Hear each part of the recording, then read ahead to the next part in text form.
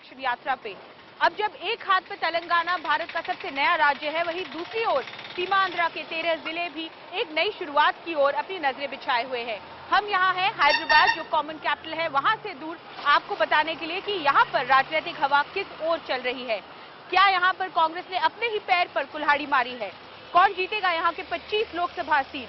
Jagan Reddy YSR Congress party की ओर से या चंद्रबाबू नायडू की टीडीपी भाजपा अलायंस? आइए पता करते हैं इस यात्रा में।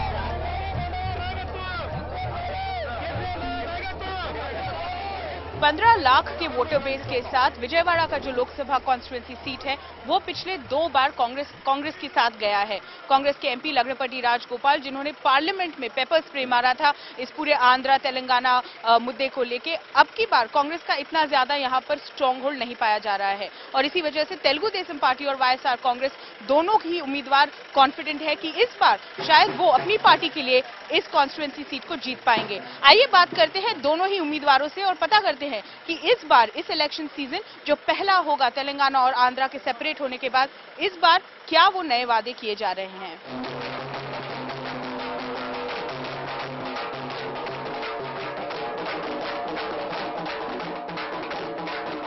Vijayawada Parliament constituency is a very crucial constituency in the state. After this separation and bifurcation of the state, Vijayawada is going to play a vital role in the state. Geographically or whatever, Vijayawada is the center of the state today. It has 90% of chances of becoming the capital of the new state. So, people of Vijayawada are very much scared about whatever voting for all these scammers who are not living in Vijayawada, who are not native of Vijayawada. Only these people come like visiting professors to Vijayawada.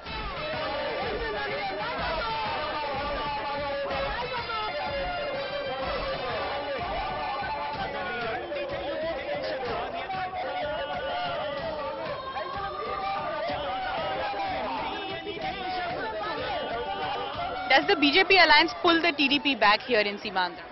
The development patent is only for Chandrababu Naidu and Modi. So, today, youth is after Chandrababu Naidu and after Modi. So, our vote transfer is very easy when compared to the other parties. TDP, BJP alliance is going to get a thumping victory. Here, Chandrababu Naidu is going to become the Chief Minister of the state. There, Modi is going to become the Prime Minister of the country.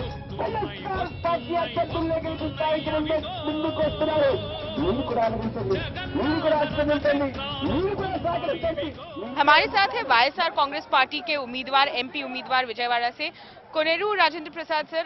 सबसे पहला allegation जो यहाँ पे लगता है वो है कि वाईएसआर कांग्रेस पार्टी को एक तरह का इमेज क्राइसिस है, क्योंकि आपके ऊपर करप्शन के चार्जेस है, एमआर स्कैम में है, आपका नाम चार्जशीटेड है, आप थोड़े महीने जेल में भी रहे हैं, तो एक तरह से इमेज क्राइसिस को फाइट कर रहे हैं आप यहाँ विजयवाड़ा में? ना, ऐसा कुछ नहीं है। जगनमोहन रेड्डी साहब तो बहुत बड़ा पॉपुलर लीडर है आंध्र प्रदेश में। आज आप देख सकते हैं तो जगनमोहन रेड्डी को और दूसरा नेक्स्ट जो लीडर है उनका तो बहुत गैप है।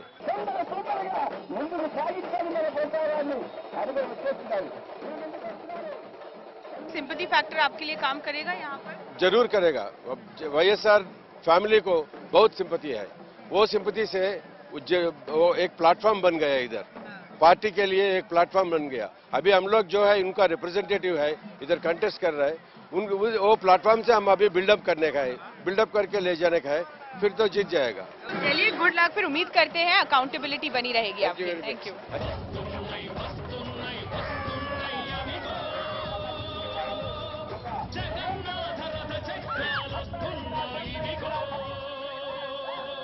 అక్క ఓ చెల్లి ఓ తమ్ముడు కాంగ్రెస్ పార్టీకి నాయకుల్లా పైన మేమున్నాం. కాంగ్రెస్ పార్టీ మారి అంటే विजयवाड़ा लोकसभा सीट से एक तरफ जहां पर वाईएसआर कांग्रेस और टीडीपी ये दावा करते हैं कि उनके कैंडिडेट्स जीतेंगे, कांग्रेस ने एक 26 साल के अपने कैंडिडेट को यहां फील्ड किया है। मेरे साथ है देवनेनी अविनाश, कांग्रेस के उम्मीदवार यहां से। अविनाश, सबसे पहली बात मैं बोलना चाहूंगी आपको, मैंने आपके बाकी ओपोनेंट से भी बात की है और सबका मानना है कि आप क्योंकि नए हैं इस फील्ड में, आप सिर्फ 26 ईयर्स ओल्ड हैं, उनको लगता है कि आप शायद इतना इन्फ्लुएंस नहीं कर पाएंगे यहाँ के वोटर्स। मैं पॉलिटिकल में नया नहीं हूँ, वो लोग नहीं है, बिकॉज वो लोग बिजनेस पीपल है और मैं अपना 18 साल से पॉलिटिक्स में हूँ। ऐसे हालात में जब आप अपना पॉलिटिकल डेब्यू एक तरह से कर रहे हैं तो कॉन्फिडेंस किस तरह है? क्योंकि जो स्कीम्स एंड डेवलपमेंट प्रोग्राम जो कांग्रेस ने पिछले 10 साल से किया है सर, वो हमारी कॉन्फिडेंस है, वो पक्का हमको जितवाएंगे। और जो मेन बाइफिकेशन उसका मेन कारण है चंद्रबाबू और वाईएस जगनमोहन रेड्डी, वो हम लोगों को बता रहे और लोगों भी यही बोल रहे। हम 10 साल कांग्रेस पार्टी की गवर्नमेंट में बहुत मतलब we are in happy mood और वो हमको डेफिनेटली सपोर्ट करेंगे और हम वही कॉन्फिडेंस है। थैंक यू अविनाश, आशा करते हैं कि इस कड़ाके की गर्मी में आपके वोटर्स आएंगे 7 मई को वोट करने के लिए। Thank you.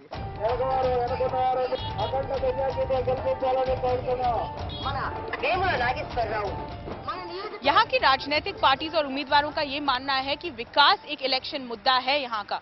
आइए बात करते हैं कुछ फर्स्ट टाइम वोटर्स के यहाँ के एक प्राइम कॉलेज से और पता करते हैं कि उनके दिमाग में, उनके हिसाब से ऐसी कौन सी पार्टी या कैंडिडेट है जो एक बेहतर विजयवाड़ा कॉन्स्टिट्यूएंसी के लिए काम करेगा।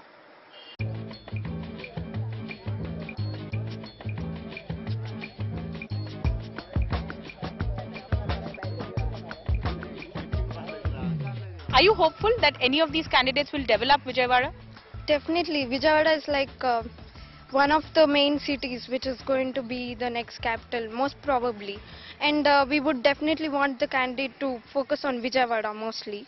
Anybody here who supports Jagan Reddy's candidate, Jagan Reddy's party here? Definitely not. I think no one supports because so many agitations against Jagan. He's so corrupt. Under his guidance, the leader may be. जो commercials आते हैं ना TV पे, वही दिखाते हैं कितना immature है YSR Jagan. It is like emotional blackmail dude. यहाँ के छात्र ये बताना चाहते हैं कि जगन रेड्डी जहाँ तक कंसर्न है, उन्होंने अभी तक डिलीवर नहीं किया है अपने वादों पे किसी भी तरह से। याद रखिए, ये पहला लोकसभा इलेक्शन है जो वाईएसआर कांग्रेस पार्टी एक पार्टी की तरह लड़ने वाली है। तेलुगु देशम यही चाहेगी कि यहाँ के जो यूथ है, यहाँ का जो यूथ वोट मार्जिन है, वो उनके साथ चले, क्योंकि यहाँ पे काफी छात्र हमें बता रहे हैं कि विकास उनका एकमात्र चॉइस रहेगा।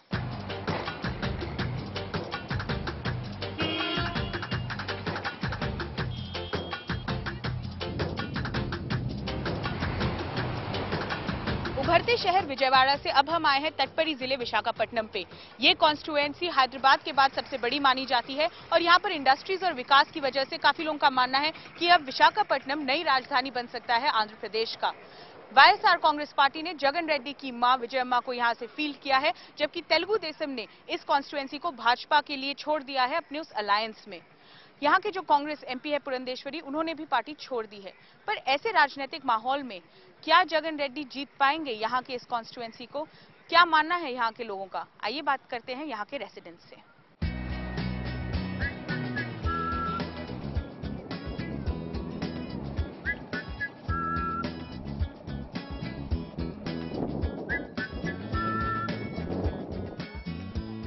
हमें यहाँ विशाखापट्टनम के लोकसभा कॉन्स्टिट्यूएंसी में यहाँ पर रहने वाले लोगों के साथ, यहाँ के सिटीजन्स के साथ, क्या आपको लगता है कि एक तरह से कांग्रेस के अगेंस्ट बहुत सारा गुस्सा है क्योंकि उन्होंने डिवाइड कर दिया है, विभाजन कर दिया है राज्य का?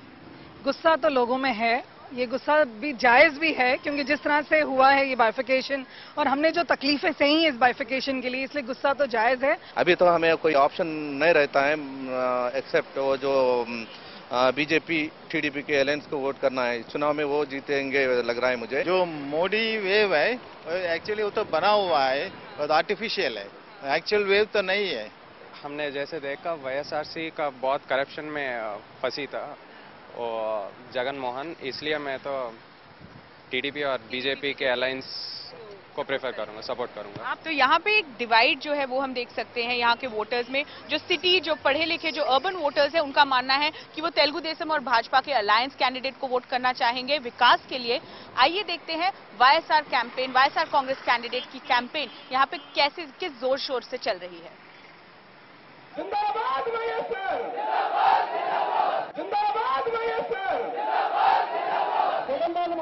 గెలిపించాలని ఫ్యాన్ గుర్తుకు ఓటు వేయాలని మనందరినీ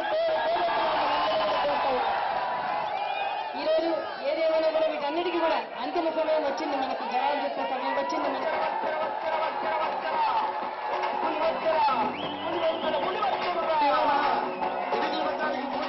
టీడీపీ ఆల్రెడీ చూసాం కాబట్టి ఇప్పుడు జగన్ పార్టీ చూద్దామని. కుర్రోడు యంగ్, ఆయన కష్టపడి పని చేయగలడు మాలాగా, ఏదైనా దమ్ముని మనిషి అనమాట. Jaganmohan Reddy is follow his father 100%. That's why all our Andhra peoples are vote for fan. तटपरी जिला विशाखापट्टनम से अब हम चलते हैं रायलसीमा की ओर, जहां पर एक हाथ पर 900 किलोमीटर से अधिक कोस्टलाइन है आंध्र प्रदेश के पास, वहीं पर दूसरी ओर है रायलसीमा के 4 राज्य जहां पे सूखे की उलझन बहुत है। वो इस ब्रेक के बाद।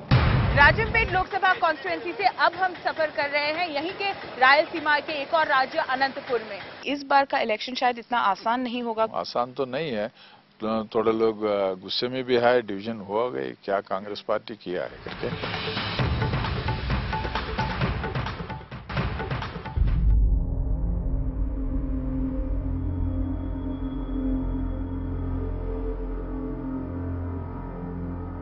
मेरे साथ है भाजपा के उम्मीदवार डॉक्टर पुरंदेश्वरी, जिन्होंने अभी अभी भाजपा में अपना कदम रखा है। आप कंटेस्ट कर रहे हैं राजमपेट लोकसभा कॉन्स्टिट्यूएंसी से, पहली बार रायलसीमा रीजन से। आप अभी तक वाइजैक थे, कोस्टल आंध्रा के एमपी थे। कितना मुश्किल लग रहा है आपको अभी ये आने वाला चुनौती? पहले ये तो मुझे बताना पड़ेगा कि मेरे पिताजी जो है लेट श्री एनटी रामाराव जी, उनको तो यहाँ के सभी पीपल ने उनको अपना बड़ा भाई मान लिए। वैसे बैकग्राउंड में तो मुझे उतना डिफिकल्ट नहीं होगा to reach out to the people, पर ज़रूर डिफिकल्टी इसमें आएगा कि मुझे ये जो लोटस सिंबल है भाजपा का, वो जनता तक लेके जाना, उनको कन्विंस करना कि वो लोटस सिंबल पे वोट करके मुझे पार्लियामेंट भेजने को। तो वही में थोड़ा सा तो दिक्कत आती है, but otherwise I think it's okay. Rayalaseema ఆడబిడ్డగా మీ ముందుకు వచ్చినటువంటి సందర్భంలో మీరు ఖచ్చితంగా నన్ను ఆశీర్వదిస్తారనేటువంటి విశ్వాసం నాకుంది.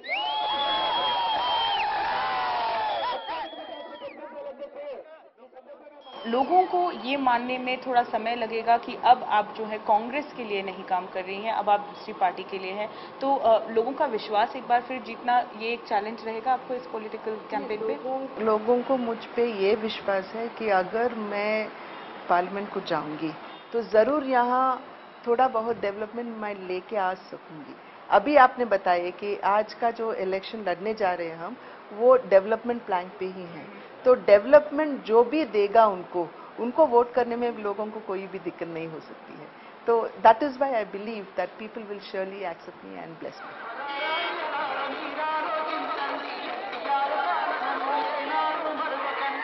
ये थोड़ा बहुत खराब हो गया ना, उसके लिए तो आज आंध्र प्रदेश थोड़ा क्या तो मदद करके अच्छा करते करके करको एक इरादे से डालना करके ही होता है बीजेपी को।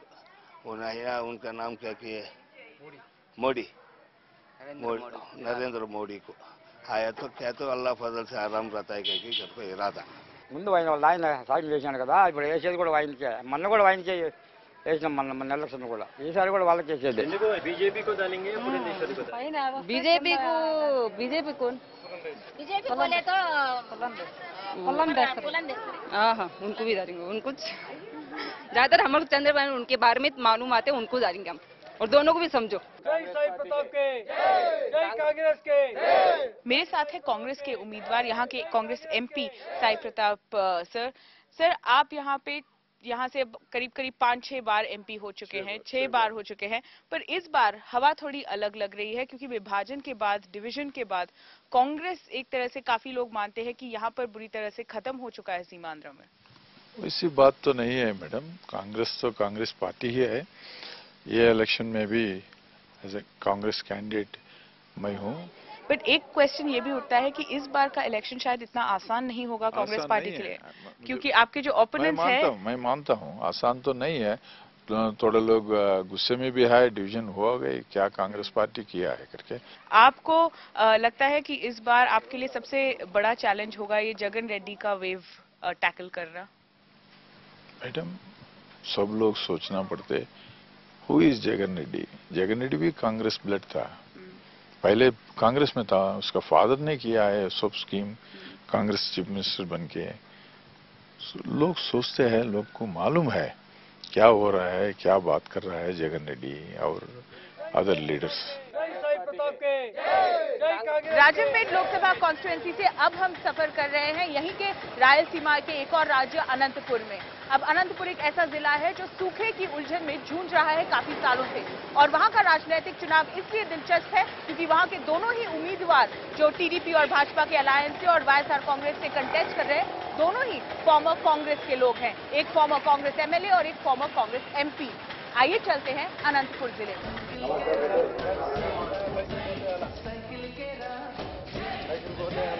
Is there a lot of people say that there is a TDP wave or a Babu wave. Is there a Diwakar Reddy wave here in Anantapur, or is it still on brand Babu? It is there. For my wave also it is there, because many Congress friends, they had to join along with me this one. I toured the whole district. I convinced my people to join in Telugu Desam. They all joined in Telugu Desam. So Babu's influence is there. My influence also it is there. So we will succeed. We did not bother about it.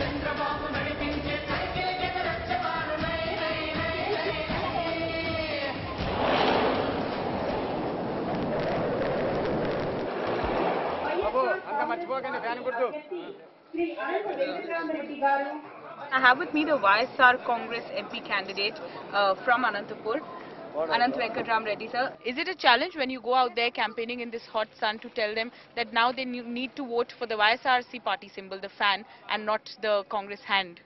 No, here is one fact. In fact, we have to think it over. That the state is vertically divided. One is TDP and another TDP, and another is YSRCP in the leadership of YSR Congress Party and the leadership against the TDP. That's vertically divided. There is no problem to convince the people that we are fighting with the TDP. A lot of people also believe that Chandrababu Naidu comes with this, pro-development image. Now with the alliance with the BJP, the pro-Modi, pro-development kind of image. Do you fear that here in your constituency that might work against you?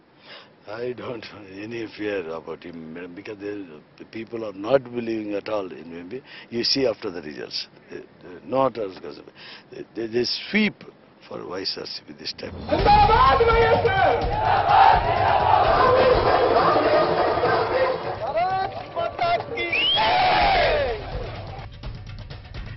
आम का मौसम है और यहाँ रायलसीमा राज्य में आम काफी मात्रा में उगाया जाता है, और यहाँ पे ये भी मानना है कि आपका आम खाने के बाद जो पहला स्वाद आता है वो बताता है कि आपका आने वाला साल कैसा होने वाला है। मेरा आम तो मीठा है, पर देखना पड़ेगा कि कौन से राजनीतिक उम्मीदवार का भाग्य इतना लकी होता है। 7 में पोलिंग डेट है सीमांध्रा के लिए। कैमरा पर्सन वेंकटेश और मेरी तरफ से नमस्कारम आंध्र प्रदेश।